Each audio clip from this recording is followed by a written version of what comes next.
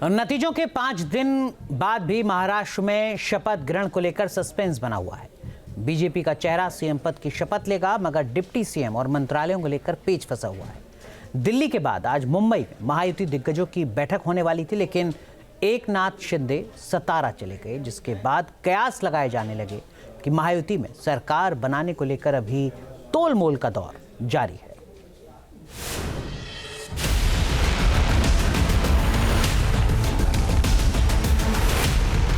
महाराष्ट्र में सरकार का फॉर्मूला कैसा होगा, ये सब कुछ गुरुवार शाम दिल्ली में उस बैठक में तय हो गया जो केंद्रीय गृह मंत्री अमित शाह के आवास पर। शाह की इस बैठक में एकनाथ शिंदे, देवेंद्र फडणवीस, अजीत पवार शामिल हुए। बैठक में बीजेपी अध्यक्ष जेपी नड्डा भी मौजूद थे। बताया जा रहा है कि तीनों नेताओं के महाराष्ट्र निकलने से पहले फॉर्मूला फाइनल हो गया, लेकिन दिल्ली से मुंबई लौटते ही कहानी में फिर नया ट्विस्ट आ गया।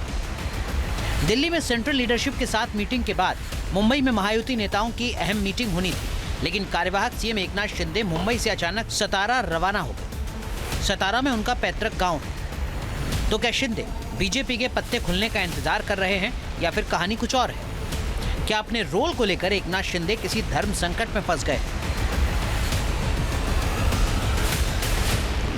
उनके मन में क्या है ये ठीक है, लेकिन हमारी ज़रूरत है। हम जो उनके बलबूते पे चुन के आए हैं, हमने उनको नेतृत्व माना है, उनको नेता माना है, तो हमारी सबकी मांग है कि उन्होंने सरकार में रहना चाहिए, सरकार को पूरी तरह से अच्छी तरह से हैंडल करना चाहिए। महाराष्ट्र की जनता की जो उन्होंने सेवा की है वैसे ही करनी चाहिए। हम सबकी मांग है। शिवसेना की तरफ से जो शिवसेना के विधायकों का कहना है, जो शिवसैनिकों का कहना है, वो हम लोग ने जो महायुति के वरिष्ठ नेता है माननीय अमित शाह साहब, उनके सामने रखा है। और इसके बारे में अभी या तो महाराष्ट्र के महायुति के नेता एक बार फिर से महाराष्ट्र में बैठ के कोई ड्राफ्ट तय करेंगे कैसा आगे जाना है, या तो फिर दिल्ली से जो महायुति के या एनडीए के सीनियर लीडर है उनकी तरफ से इसके ऊपर कोई सोल्यूशन निकलेगा।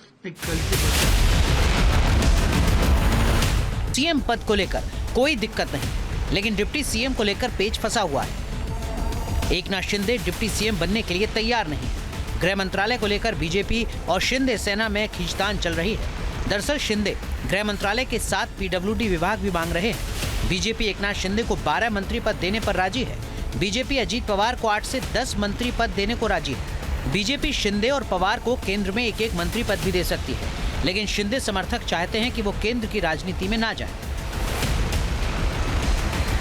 महाराष्ट्र में नई सरकार की तस्वीर लगभग साफ हो गई है। देवेंद्र फडणवीस के नेतृत्व में बनने वाली संभावित सरकार में बीजेपी अपने पास कम से कम 20 पोर्टफोलियो रखेगी, तो वहीं एकनाथ शिंदे की पार्टी से 10 से 12 मंत्री बनाए जा सकते हैं, तो वहीं अजीत पवार को 6 से 8 पोर्टफोलियो मिल सकते हैं। बीजेपी कहती है कि कहीं कोई पेच नहीं है, महायुति स्थिर और मजबूत सरकार देने जा रही है। क्या चलता है? महायुति के होंगे, महाराष्ट्र के होंगे। देखो, ऐसे भावना के साथ थोड़ी मुख्यमंत्री होते हैं। मुख्यमंत्री जनता को न्याय देने वाला, हमारे महाराष्ट्र को आगे बढ़ाने वाला, छत्रपति शिवाजी महाराज के संकल्प को पूरा करने वाला मुख्यमंत्री चाहिए। तो महाराष्ट्र का मुख्यमंत्री होता है, वो कोई गांव का, कोई शहर का, कोई महानगर का मुख्यमंत्री नहीं होता। महाराष्ट्र को आगे बढ़ाने वाला होगा। और हमारे पार्टी की ओर से इस विषय में करीब करीब सभी निर्णय हो चुके हैं। हालांकि सूत्रों के मुताबिक बीजेपी के 2 ऑब्जर्वर भी 1 दिसंबर को मुंबई जाएंगे। वो बीजेपी विधायक दल की बैठक में शामिल होंगे और सीएम के नाम का ऐलान करेंगे। सूत्रों के मुताबिक नई सरकार का शपथ 2 दिसंबर को हो सकता है। चर्चा इस बात की भी है कि शाह के साथ हुई बैठक में एकनाथ शिंदे को डिप्टी सीएम या फिर केंद्र में मंत्री पद ऑफर किया गया है। अगर शिंदे केंद्र में मंत्री पद स्वीकार करते हैं तो शिवसेना शिंदे गुट से किसी और नेता को डिप्टी सीएम बनाया जा सकता है। महाराष्ट्र में नई सरकार को लेकर अटकलों का दौर अब खत्म होने वाला है। 2 दिसंबर को नई सरकार का शपथ ग्रहण हो सकता है। इस सरकार में 1 सीएम और 2 डिप्टी सीएम हो सकते हैं। शपथ ग्रहण समारोह में पीएम नरेंद्र मोदी और अन्य बड़े केंद्रीय नेता भी शामिल हो सकते हैं। टीम न्यूज नेशन अब व्हाट्सएप पर खबरों की ताजा अपडेट के लिए न्यूज नेशन के इस क्यूआर कोड को स्कैन करें